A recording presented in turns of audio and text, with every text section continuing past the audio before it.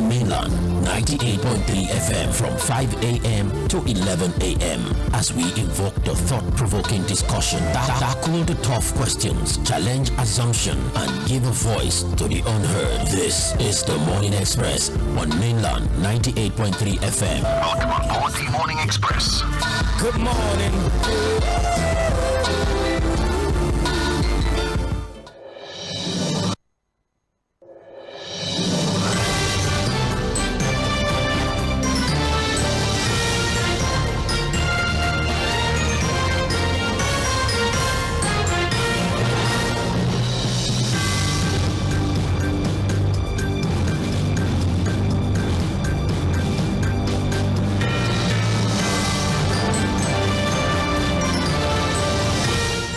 Yes, good morning. Thank you for staying tuned. It is mainland 98.3 FM, the sound of Lagos. It's time for Trends in the Papers. The Morning Express continues. We'll be looking through the major stories trending on the front pages of our dailies this morning. We have our papers here with us, The Punch, Vanguard, and New Telegraph, in no particular order. And to give analysis to the stories that we're going to be looking at this morning, I already have Fuad Sahid on standby. My name is Omobola Sandra. We'll do this till 8:30, and by 8:30 we'll take a short break. By 8:40 we are back for Milan Focus, where you, our dear listener, you get to be a part of the conversation by joining in and dropping your 2 cents as regards the focal points for the day. Good morning, Fuad. How are you doing? Yeah. Good morning, Sandra. How are you doing? I'm concerned. I don't know. About what? I don't know why I'm concerned, but by Friday, Nigerians won't be able to trade with Naira on Binance. Are you on Binance? Why are you bothered with Binance? Well, I mean, honestly, I don't know. I don't know how suddenly. No, I don't know how suddenly Binance has now, taken over the conversation. As to the reason for economic woes. I've always known that there's something called Binance, really. But the relevance of Binance to putting food on the table of ordinary Nigerians, I don't get. Is what worries me, really, to the extent that has now become the major point of conversation. Now, you remember that the way we are talking about Binance now was the same way the former CBN governor, Godwin Emefiele, was talking about 𝐴boki At some point, he even said that he was ready to fight physically 𝐴boki come out and fight it.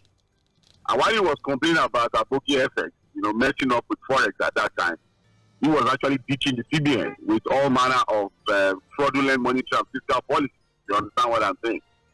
So I just hope that Binance has left Nigeria for. Yes, so I've left. He said I've all this stress. Go and solve your problem. If you have a problem, but I don't bother with Binance, really. We should just do the right thing. And I think experts have been talking. Professor Kingsley Morgan, who was at the leadership newspaper conference yesterday, and he had a whole lot to say. Maybe we'll deal with what he said on maybe politics and maybe open forum tomorrow. But he's also said that Binance is not our problem.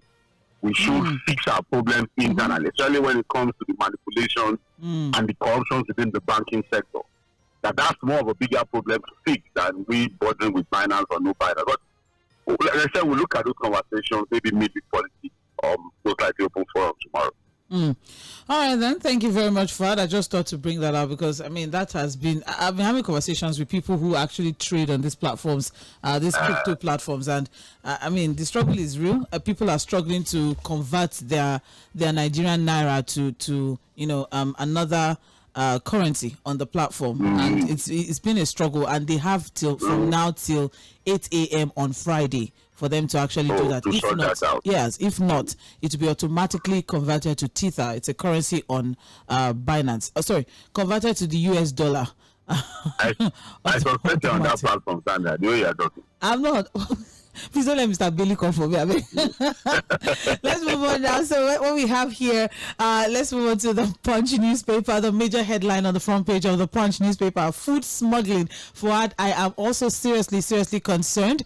How do we know people that are smuggling food and people that are actually doing business with their, because this is what, we had this conversation earlier this week as regards, looting of food trucks and warehouses and all of that. And now, we have the fact that the federal government is saying, we have intercepted, grain trucks that were going out of the country. We have intercepted, and don't you think this, one way or the other, is fueling the thought that, this truck, wherever they are, even if they're in the middle of Mushi, they're not in a border community or anything, even if they're in the middle of Mushi, they are smugglers. You know what, Sandra? We're very good at deflecting on the real issues. We're also very good at diverting attention from what is supposed to be the major problem. And of course, we are also extremely good at chasing shadows. If you understand what I'm saying, I keep saying that I lived for years in a border town in Lagos here, and I know that smuggling is not a new thing. You understand? Yes, it is wrong. It is against the law, but it is not anything new for us to now make it another major point of conversation. If the customs are able to do their job well, stop any form of smuggling, so be it. It's fine. You understand what I'm saying? That is if it is actually smuggling truly. Because look, a lot of inter-border trade relationships exist in border towns between people on the other side and Nigerians on this other side too. For those who don't know, in Badagry, for example, you will have people who are Nigerians who have relatives on the other side in Cotonou. I'm talking about blood relatives, so not like they're just friends, but family members. The only thing is that, look, the demarcation of the country has only separated them. You understand? Some people even say that the Badagry should even be part of Cotonou ordinarily if you look at the language, the culture, and everything. So in between those people, you have people moving things around, sending things around, doing trades and businesses and all manner of things. And the same thing also in the north, the same thing in parts of the state and all of that. Look, I'm not going to be one of the people that will be fooled by the fact that, by the conversation as to, because people are smuggling food, that's the reason why we have this food shortage. No, Sandra, that can't be. It may be a part of the problem, but it can't be the major problem. The major problem is that, look, we have not been able to do agriculture properly. We have not been able to produce food. You understand what I'm saying? Added to that is the issue of the foreign crisis that has ballooned. There's what is called cost push inflation. There's also the demand push inflation. You understand? That we're not dealing with. Yes, maybe smuggling and all of that to take care of about maybe 10% of the problem. But the larger chunk of the problem is on the fact that, look, a lot of our farmers can't even go to farm again. They are not able to farm. You understand what I'm saying? So instead of, like I said, when this news comes, I just look at it. I'm like, okay, if anybody is wanting to take it back, let's have it here in Nigeria. But I know that can be the major problem as to why we have this terrible food crisis we are having at this time. All right, then. Let's look at the report. Federal government intercepts 141 grain trucks. Drivers threaten strike over attacks. We have riders here that says customs sees 120 smuggled grain trucks. EFCC intercepts 21. Tinubu orders sale of forfeited food. I'm going to come to that, but truck owners threaten to stop transporting food over attacks. Says no insurance for looted foodstuff. So we've already discussed, truck, whether or not we are going to be looking at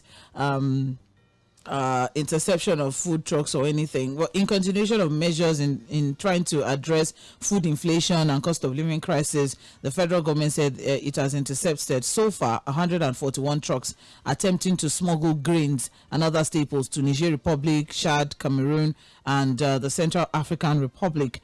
Let's not forget that last week some youth stole food items from trucks that were stuck in traffic along the Kaduna Road in the Suleja area of Niger State. On Sunday as well, NEMA hoodlums attacked a warehouse belonging to the Agricultural and Rural Development Secretariat of the FCT. And we also have here, I mean, there's just a lot of reports that have been coming in. Several trucks, several warehouses, mostly owned by manufacturers and other members of the organized private sector, have come under attack from hoodlums as the food inflation and cost of living crisis in the country has spiraled. So, worried by the unsavory development of these attacks, the organized private sector has warned the attacks could lead to a shutdown of industries across the country. So, briefing federal lawmakers on the enforcement and all of that, of course, the Customs CG, Bashir Adini, had said that the president has given directive that arrested trucks should be diverted to local markets in the area where they were arrested and forced to down prices of grains and food items. For what? So no, when you intercept trucks, yes. Okay, I'm with you. Just move it into a nearby market and just force it to be sold. The thing is that are we sure that people are not going to also now manipulate the entire process? What about corruption? You know, you see these things, and then of course, who's going to take account of these things? Who's going to monitor and ensure that the proper things are done? I'm not saying that our customs officers should not arrest people who are trying to smuggle things out of the country. If they can do their job well, that's good. You understand? But if you look at this story, Sandra, there are two things we are reporting here. Okay. And I don't know why the report is lumping the two together. You have a problem of trucks who are moving goods, food around being attacked in different parts of the country. That's one problem. And they complain about those attacks and saying that, look, if the attacks continue, they'll stop moving food and food around. Because, again, they can't continue to move these things around and then they get attacked by people in the name of hunger. They're just looking at stuff. That's what that one is saying. And then there's this issue of people smuggling food out of the country, and then the customs doing their job, and then the directive to ensure that, look, whatever has been arrested should be moved into a local market and sold at reduced price, blah, blah, blah. Look, not all bad, I think the one that we have not been able to address, and I think the government is not really saying anything about, is how to ensure that, look, trucks that are moving food around are secured, how to stop these attacks. These things are so spontaneous. And when you have like a mob action, it's sending on you. If you're a truck driver, you just abandon truck and take your heel before they pounce on you. And that's what we've been seeing consistently with the attacks on trucks and all of those warehouses. So the government has to also look at that and ensure that, look, private business owners who, move these things around don't lose their money because of, this excuse of hunger and all of that. So, but for the issue of smuggling, I'm going to repeat what I've said before. If we can fix the problem of people smuggling food out of the country, is good. But I'm saying that it's not the major problem why we have this food crisis. If we are going to continue to dwell on that, we are only scratching the surface. The real problem is that we are not able to produce enough, and we have a problem with Nigerians having limited capacity when it comes to purchasing power. The value of the naira has dropped drastically. There's cost push inflation, there's demand push inflation, and unfortunately, people don't even have enough money to buy when the food is available. That's what we should address and fix. Okay. Well, so those are the two issues for me. The first issue is something I think we also need to expand one way or the other as regards, the fear of the organized private sector, the fear of, truck drivers, the fact that they can't safely park their trucks rather, anymore, and they have to be watching. Imagine you're in traffic, you're humbly in traffic, and then people just pounce on you. And how do you even explain to your bosses, to your... I even fear for the owners of those goods. Yes. And that's my fear. If you are, for example, you are into the rice business or you're moving grains around, you are maybe spaghetti or noodles, and then, you have to move it from maybe from the manufacturer or the wholesaler to your warehouse or something. And then you lose your money in that manner. People just pounce on your thing and loot it in the guise of hunger. You understand? So I fear for people. That's why I suggested that people should be looking at the option of moving these things around at night. When people are not really awake to see them move around. Again, what about security too? Level of insecurity in the country. Because I'm sorry, if I'm into that kind of business, I'll be so worried now as to how to move my goods around. Okay. Well, in a development that could compound the social and economic situation in the country, truck owners involved in the haulage of food and fuel have declared that they may stop transporting the commodities following the insensate attacks on their vehicles by hoodlums. So the national president of NATO, that's Nigerian Association of Road Transport Owners, Yusuf Othman, said the truck drivers may withdraw their services if the attacks and looting of food trucks continue. And this is another, there's going to be another consequence from this one. That is, if they even actually halt, it means that there'll be limited food, in several places. If they can't move it around, yes, exactly. Problem. Food shortage again. Food shortage again. So I really don't know. So is this clamped down, by the customs? Is it the right way to go? What exactly are they hoping to achieve from this clampdown? And also, this interception of trucks, into neighboring countries. I mean, what if these are not smugglers? What if these are just honest people who are doing their business and, transporting their products from one country to another? No, when it comes to moving things in and out of the country, there are clear guidelines as to what you can move out and what you can move in. You have contraband, the list of contraband products that you can bring in, and then there are things that when you're also moving it out, it's seen as small because you are not supposed to move those things out in that manner. You understand? Exportation, the rules guiding how to export food out of the country is clear. You understand? The same way there are things that when you're moving it into the country, the guidelines are clear as to how to go about it. So if you violate any of those guidelines, you'll be regarded as a smuggler. And I think that's what is happening in this particular case. But I'll just say is that, look, smuggling has always been there, and it cannot be the center point of our conversation now when it comes to the food shortage in the country. That's like 10% of the problem. The real problem is that, look, our farmers can't go to farm, and, the fact that, look, a lot of Nigerians have lost the power to buy. That lack of capacity to be able to buy. The purchasing power has been completely eroded by these harsh economic policies that we're battling with at the time. Thank you very much. The story is on page 2 of the Punch newspaper. I just feel like, if this clampdown is as loud as this now, hope, some miscreants will not misinterpret it as, an opportunity or a leverage for them that, since they are smugglers, since they'll be seized anyways, let's just go after them. The ones that are attacking people in Lagos and in other places, those ones are not trucks at the border areas now. The woman in Lagos Island that the whole yam was stolen is at a border area. So how would anybody be interpreted for a smuggler? Those that are looting are looting, basically. So they are not even mistaking them for smugglers. You understand? They just want to loot in the guise of being hungry, if you understand what I'm saying. The smugglers are the border areas. The customs should be able to deal with that. The looters are in the center of town and everywhere looking for food and anything that looks like food in the disguise of hunger. And that's also another problem that we have to fix. Thank you very much. More details on page 2 of the Punch newspaper. Moving on now, still on the front page of the Punch, 767 manufacturers shut down in 2023. And that report is coming from the Manufacturers Association of Nigeria. And the story is on page 29 of the Punch newspaper. So very quickly, what we have is that the Manufacturers Association of Nigeria, MAN, has said that 767 manufacturers shut down operations while 335 became distressed in 2023. So this is coming against the backdrop of, exchange rate volatility, rising inflation, and other economic challenges that have worsened the investment climate. And it was stated, Man stated this in which they condemned the recently introduced expatriate employment levy by the federal government.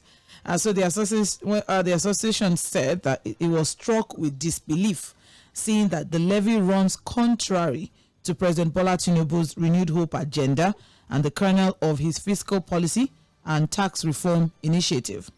So according to MAN, the unintended negative consequences on the manufacturing sector cannot be accommodated at this time of evident downturn in the economy. The expatriate employment levy at this time, I don't know, because manufacturers are leaving, businesses are going down, and okay, in order for some businesses to be able to thrive, they have to bring in, some thank you, some experts and all of that. So, they must pay for bringing them now. And they must pay for bringing them now. That's basically what this is.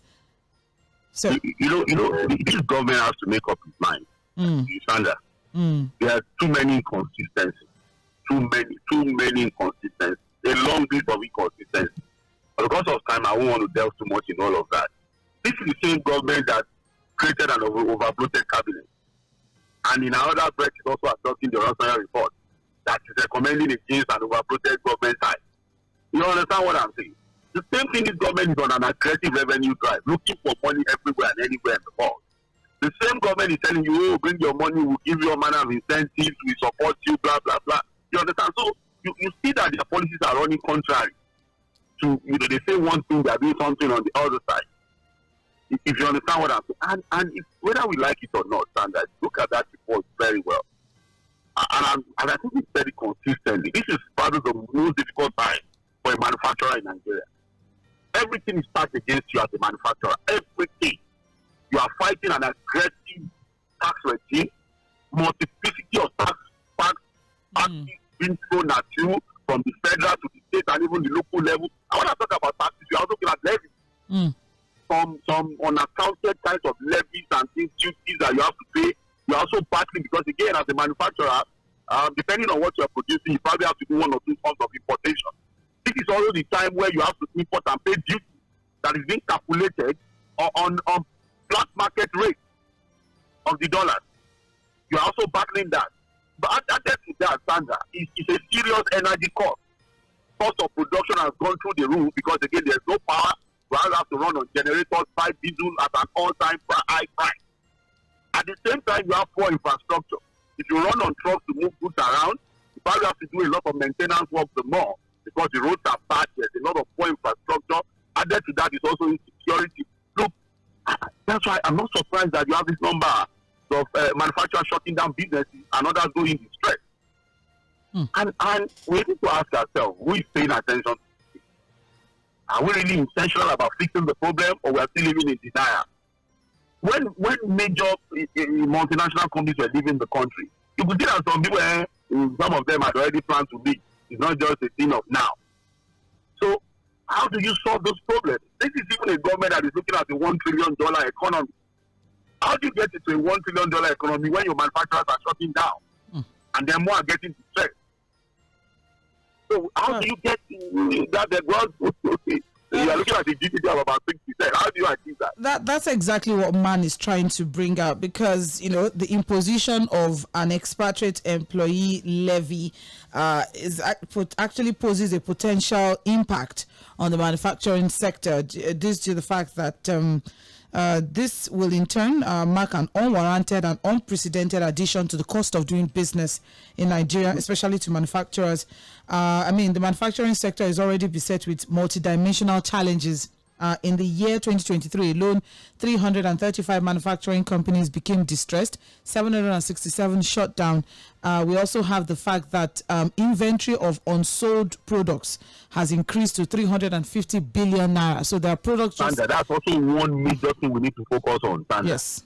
I like consistency. The reality is that even when the manufacturer now struggles to produce, yes, he's able to wade through all of the barrage of problems and eventually produces the product. Who is going to buy? So they have their product staying too long in the shelf. Nobody is buying. So you understand, you battle tax, you battle insecurity, you battle forex crisis, you are able to get diesel and do whatever you need to do, pay people's salary, get in the expatriates, and then you now produce, and then nobody's buying. Because again, people's purchasing power has been completely eroded. So they have to battle that low purchasing power of people. Because people have to prioritize. You tell me now to go and eat noodles when I can look at Jari as the alternative. So the manufacturers are not even, the bottom line is going down the drain for them. So it's a multifaceted problem, and that's why we're saying that, look, this is the time to focus. But we're not showing it. Look, Sandra, whether if people say government is working. Again, perception matters. You can't be seeing people who say they are working And their actions and inactions are showing something completely contrary to what they are saying. Yes. Well, another highlight here that I'd also like us to look at is the fact that man is actually even saying that this whole EEL, that's the expatriate employee levy now, actually contradicts our international trade agreements. All right, because apparently Nigeria is a signatory to the African Continental Free Trade Area Agreement, which seeks to promote, free movement of skilled labor across the continent, across Africa, which is complemented by, some non-discriminatory measures. So, for example, when the Qataris now that you told to go to pay to bring in their money, you come in, just bring your money when you want to leave, you take your money back. They'll pay. So when they bring in their money now, they are bringing their people to come and work, they will pay. Yeah, that's it. You guys see that we're just fucking around. Well, there are worries that this could bring some sort of retaliatory measures against Nigeria. For Nigerians who are also going out to work. Exactly, because now Nigerians who work outside, or if some Nigerians even work remotely, you're safe in your country, but you're working in other countries, and Nigerians who also go out to work in other countries. Hopefully, this would not, be. But then, man has urged the president to direct that the EEL be discontinued. We'll see how that would pan out. 1 minute. Yes. That's what I say. Well, in conclusion on this particular story, the government should make up its mind whether they are going to go on this same trajectory of looking for money everywhere and anywhere, taxing everybody to stoop up and continue to kill business, or they are going to look prudent and judicious use of public funds and to now channel some of these resources to supporting businesses as a way of getting Nigeria out of this economic quagmire. It's a decision they have to make, really. They have to decide which one they want to take. The serious concerns here. Just make up your mind anyways. I think that's basically what they're saying here. All right, so stories on page 29. Very quickly, also on the front page of the Punch newspaper, Nigeria's electricity and fuel subsidies may gulp 7 trillion naira. And that's coming from IMF. IMF will not leave us alone. From them.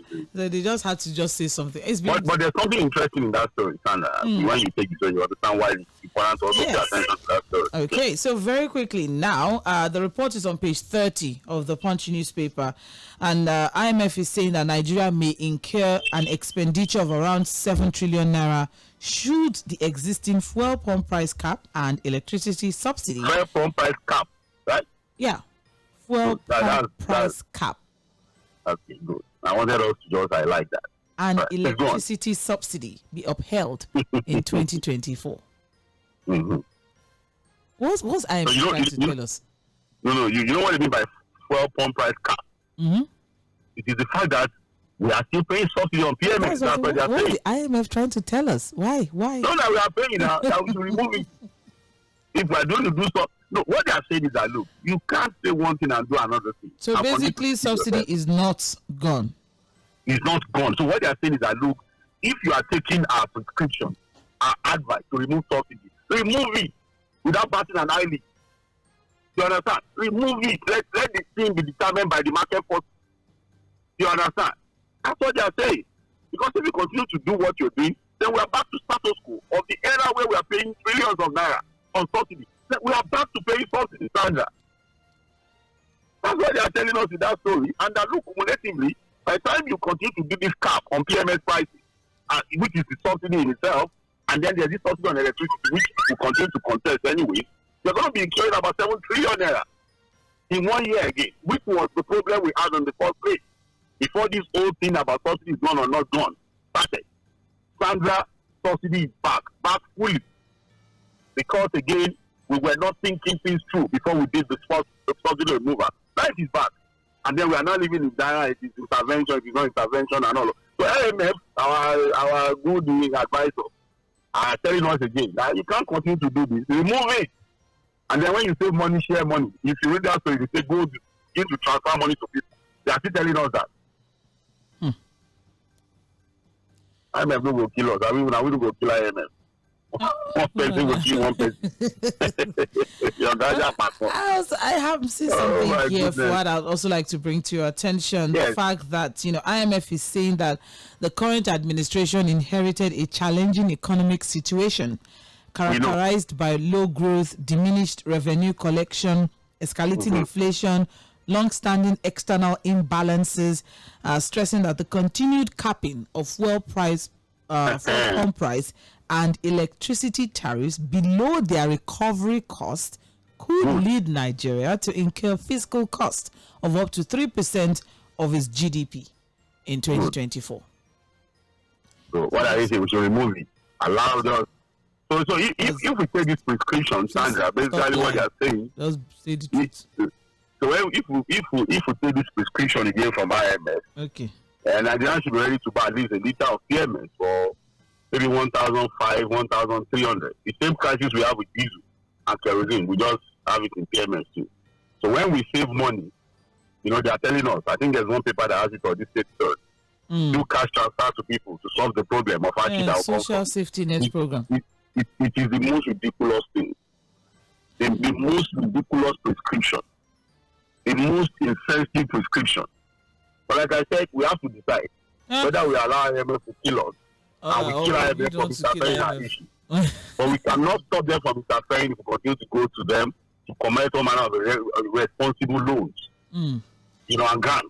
Well, as we all know that the government has consistently denied that it is paying subsidy, but the National Vice President Ipman said, and I quote, "As we all know, the NNPC is the sole importer of petroleum products, especially PMS, and they have come out to tell us they are not paying subsidy. We regard whatever the NNPCL says as the government talking. They are the importer." It's just a lie. It's a lie from the pit of hell. So if NNPC says no, it means no. Which no? Why are they telling no? You know what IMF is saying? Their biggest advisors are anyways, on electricity, the power minister, Bradipa, say we are paying subsidy. So my that man is also, it's on our neck. So my take on that is anything that will make power stable or make energy available, I will support it. But the only thing is that people want to enjoy power, but they don't want to pay. I don't know how that works. Is that what he's saying? That's why we have here. I'm quoting him. I'm not. This is not paraphrase or that's what I do. Verbatim quoting. Okay. Yes. Dear Power Minister. Yes. Sorry, that's not. It's not him now. That's still the Ipman national vice president saying that that people are not willing to pay. Is that people are not willing to pay? Because I know millions of Nigerians are on prepaid meter. Where is the service? So is it correct to say that people are not willing to pay? So people should pay for what is not being delivered. The service they are not getting. People will pay when the service is available. And if you're going to encourage people to pay, work on delivering on the service first. That's what we're saying. So people should continue to pay for blackout. All right. Well, on page 30 of the Punch newspaper, that statement was actually from the National Vice President of Ipman, saying that whether or not people are all ready to pay, we'll find out in coming weeks. Finally, off the front page of the Punch, Army Chief dismisses coup calls, demands good leadership, and that is on page 43 of the Punch. So the Chief of Army Staff, Lieutenant General Tʀᴇɪᴅs Iṛ said personnel of his service had accepted the democratic system of government in place in the country and had no plan to truncate it. And he described, personnel of the Nigerian Army under his leadership as agents of democracy. This is a long read. You can get it on page 43. I think somewhere along the line, the Minister of Defense also had something to say. So as regards that, just very quickly, on the Big Talk today, we'll be listening to a repeat broadcast of the interview Said Fuad had with Sheikh Gumi as regards security in the country on February 25th. So you might want to stay tuned for that one. That's from 10 o'clock, right? Yes, from 10 o'clock. So you might want to stay tuned for that one. So still as regards security, because apparently the security situation in the Northeast is underreported. There's a lot that's going on actually in the Northeast, and a lot of people in the Southwest. We just felt that since the kidnapping has reduced, so we're back to normal. But unfortunately, our brothers and sisters in the North are still grappling with a lot I think the Daily Trust newspaper does a good job reporting from the north. Yes, exactly. Yeah, if you really want to get what's going on with the north and the level of insecurity and happenings in that part of the country, other newspapers are doing very well too when it comes to, but I think more of it's extensive. Real-time coverage from the north is from the Daily Trust newspaper. All right, you're listening to Mainland 98.3 FM. This is Trends in the Papers. We're looking through major trending stories on the front page of our dailies. We're moving on now to Vanguard newspaper, and the major headline on the front page of Vanguard: Nigeria must battle rising food insecurity as priority, says IMF, our dear big brother, who is looking out for us. God to bless them. Battle rising food prices and food insecurity. What led to those things in the first place? It's all right. Well, says capping fuel prices, low electricity tariffs could cost Nigeria 3% of GDP. That's gross domestic product. Calls for cash transfer program implementation. We must go into production to escape hardship, says governors. How Nigeria can stabilize forex and overcome economic woes, says Mohalum. I'm not desperate to be president, says Peter Obi.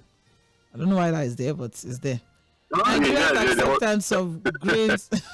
Nigeria's acceptance of grain from war torn Ukraine is not a sign of failure, says the federal government. Yes, I'm with you.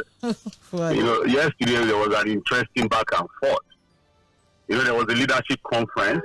Yes. And then you have the former deputy governor of the CBN, Kingsley Moghalu, making very interesting, incisive, educative statement as to how we can battle the current economic challenge. Like I said, yes.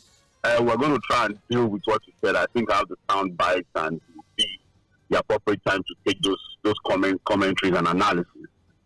So he said a whole lot, really.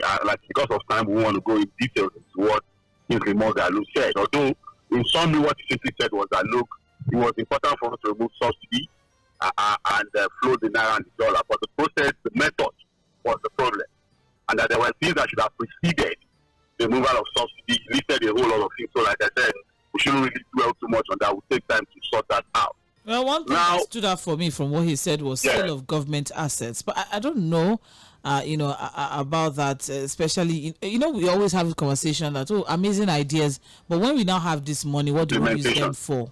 And then how do we now spend the money when we take out the money?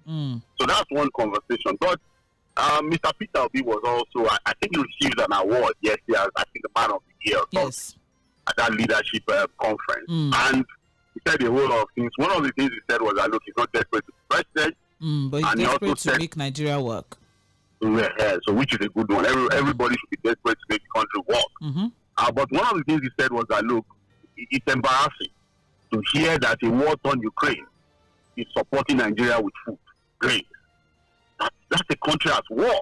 And that if we're now at the point where a country that is fighting war for almost over 2 years now is now helping us with food, then we should ask ourselves some critical questions. And he got a reply immediately from Minister of Information, who has now said that, hey, Mr. Peter Obi, your biggest model for good governance in Africa, one of the countries is Egypt. That's one country you study, you keep quoting, you keep referring to. You were even there to check their power model and all of those kind of things. That the same Egypt we are talking about, 60% of their grain supply, in terms of support and all of that, comes from the same Ukraine. And it has been a consistent thing. So that, look, if Nigeria is getting grain from Ukraine, it's not a problem. And I find that also ridiculous, Sandra. You see, are we Egypt? Why is it that we are making our own comparisons? We're always looking out for the worst things in other places as our own standard. You understand what I'm saying? Why are we not always looking at countries that are self-sufficient, countries that are doing well for themselves? Why are we always giving excuses for failure by looking at where things are not working? Because so the one-eyed man is the king in the blind. So the man that has two eyes should not be comparing himself with a one-eyed man. With due respect to, what we're saying basically is that, look, why should we always be looking out for the worst situation in other places to justify our own failures and lack of capacity? So Egypt is collecting grain from Ukraine now. Do they have the same arable land that Nigeria has in it? If, for example, they have problem with agriculture, The land in Egypt, the vast majority of their land is the Arabian desert. So it means that planting could be a problem for them. Would you now compare the capacity of Egypt to go into agriculture with a Nigeria that has vast arable land, and we are not doing anything with it? So when you now have people at that level making that kind of comparison, instead of you to say that, oh, there was nothing he said, that look, the grains we got from Ukraine was for the troubled parts of the country, the IDPs, the Northeast, and all of that, under a particular United Nations agreement for support of troubled areas in the world. If he had stayed on that, but when he now started to say Egypt, the reality that is the reality of Egypt when it comes to agriculture, the same reality as that of Nigeria. They don't have the kind of land we have when it comes to agriculture. So what is the man saying? And then when you have top government officials, making such comparisons and living in that illusion, you get worried as they are thinking pattern. All right. As people in government. Thank you very much for the stories on page 5 of Vanguard newspaper. That's where we have all of the stories, especially as, the entire report from IMF as regards, the economic downturn that Nigeria is currently facing. All right, moving on now. We also have deadline on NIN and account linkage. Most banks yet to implement directive. Accounts without BVN and registered SIM affected. CBN should consider Nigerians in diaspora. I've been very concerned about that particular one. Nigerians who have jackpot but who still operate accounts in the country. Yeah. What about them? Because they have to be physically present to do all this. I mean, isn't that the purpose of having these embassies? Yes. Have you forgotten passport processing in this embassy for Nigerians, especially those who recently got jackpot, and they still operate accounts. They still use those accounts for their families here in the country. The stories on page 20 of Vanguard newspaper. I also have here Lagos local government areas, Lagos LGAs, huge allocations, little development. And that story is just above the masthead of Vanguard. You can see the headline there, and the story is on page 4. We have here councils mired in infrastructure deficit. Residents demand accountability from council bosses. Alimosho, Ajeromi, Oshodi, Solo, top list of councils with highest allocations. Speaker set a project per quarter benchmark for chairman. Fuad, see this chairman, our local government chairman. Yes, I'm with you. Should we look to them, or we should look to the people who allocate the money to the chairman? Sandra, the first thing about accountability will start with our government. We have to first ask ourselves. That joint allocation, the monies that are meant for the local government, so that same exact amount gets to the local government. We should start that. Remember, Sandra, exactly. Remember that what we operate in Lagos is not clearly known to the Constitution, because as far as Lagos is concerned, it is still 20 local governments that get appropriation. Okay. But we have not divided it into one. So LCDs. So for sake of accountability, how then do we deploy to this LCDA? I don't know, that's what they are called. LCDs. So can we, let us say we are working with 20 and then distributing to 37. Can the governor of Lagos say, for example, something and say that, look, the entire kobo, entire money, without 1 naira missing, that is meant for our local government, we share it to them, they get, and we have that level of accountability. And then if we are able to get that, then we can now go back to the local government and say, okay, they say you're getting all your money, the money is due to you, you get it completely. What are you then doing? I'm a bit worried as to the speaker now setting standards for local government. Yeah, that's why the benchmark. Where is the independence of the local government now? If the speaker is not the one telling them what to do. Remember that the recent media chat of the governor. Not privy to the fact that these allocations do not go directly to the local chairman. It's not even about not going directly. It's about, does it go, what is supposed to go to them, does it get to them? That's one conversation that we're not dealing with. Remember that when the governor had a media chat recently, and he was asked a question about interfering with local government, he said, no, we don't sort the allocation. That's what he was saying.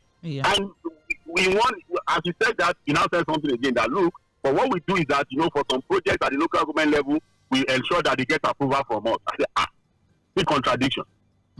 The fact that you jointly collect money for them does not mean you have to determine how they run the local government.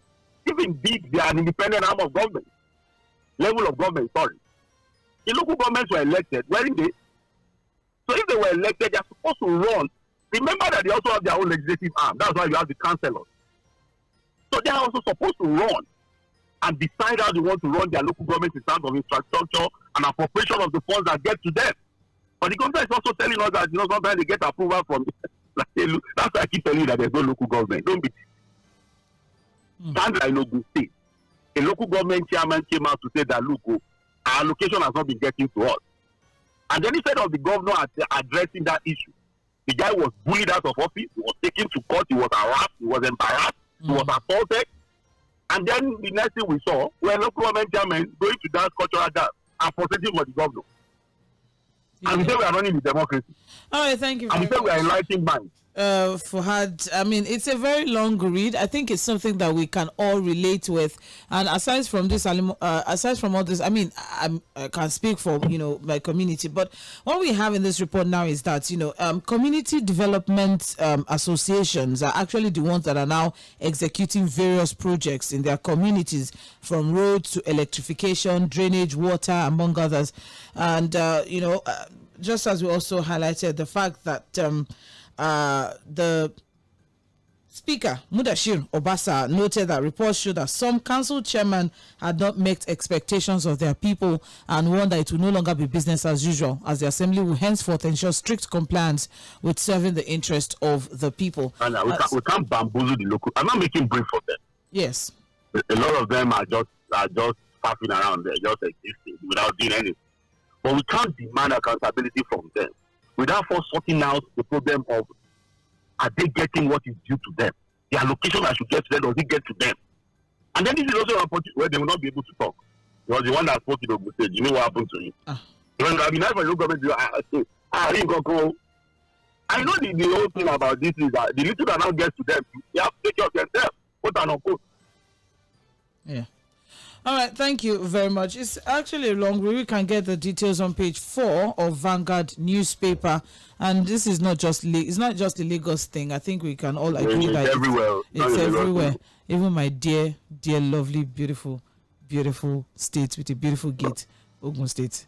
Moving on now, still on the gateway state now, so you have to have a beautiful gate. Still on the front page of Vanguard newspaper, Apapa gridlock returns as trucks ignore Sanwo-Olu's directive. That's on page 7. You can get the details there. Edo Guba. Yes, we've not forgotten about Edo Dramatics and Theatrics. PDP moves to reconcile aggrieved members, hold SWC meeting. You may want to join us by 1 p.m. on Midweek Politics for more details on that one, but it's on page 29 of Vanguard newspaper. We also have here, Nigerians shouldn't be hungry and insecure, Sharia Council tells federal government. And that's on page 8, of Vanguard newspaper. I also have here, why good leadership eludes Africa. And that's coming from Obasanjo, Goodluck Jonathan, and Mahama. You can find out why. Baba is always writing books, so he celebrated his birthday yesterday, and he published a book. I think he's the Nigerian president with the most published books. I think I've read about 4 of his books. My Command, My Watch, about 4 of his books. He's always writing. Isn't that a good thing? He has a published book, a new book. He launched that yesterday. That's the time. He has the time. He's always writing. He has the time. He has the time. He has the time. He has a lot to say. He has the time. He has the experience. He has the most published books and the most published letters. Yes. He has the time. He has a lot to say. He has the experience. And, we should just hear him out. Unless you never can tell when we're going to. I'm not interested. It's all right. People that just go and read his book, I'm not interested. I've read his book, that I'm not interested. I'm very, very interested. He's not a model. Why I'm not interested is he's not the model of good governance for me. He may not be, but ever since he's leaving office, he may have seen some things that if I was still there, I would have done this. You want to hear the truth from me, not this morning. New Telegraph. Unfortunately, we can't take stories off New Telegraph, but investor confidence. Manufacturers Association of Nigeria tackles federal government over expatriate employee levy. That's the major headline on the front page of New Telegraph. And there's a whole lot to take away from the front page. Fraudulent concessions. Reps summon blue economy and transport ministers. That's on pages 2 and 6 of New Telegraph. We also have body of benchers admit Amechi. So Rotimi Amechi has been called to bar. Congratulations to him. It's been a while I've heard from him, but I'm sure Obi is not the same university that everyone is doing.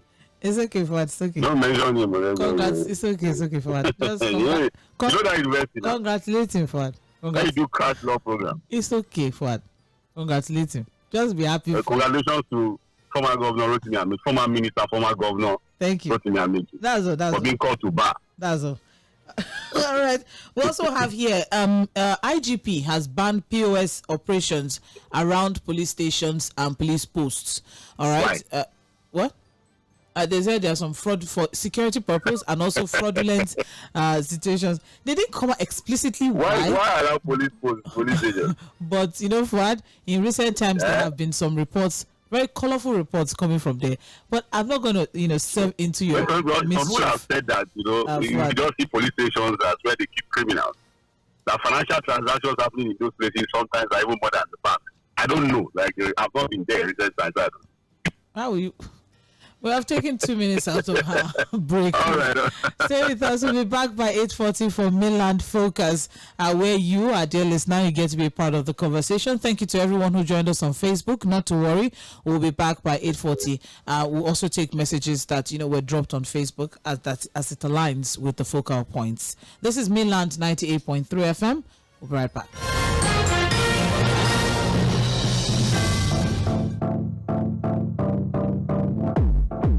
This is Mainland 98.3 FM. The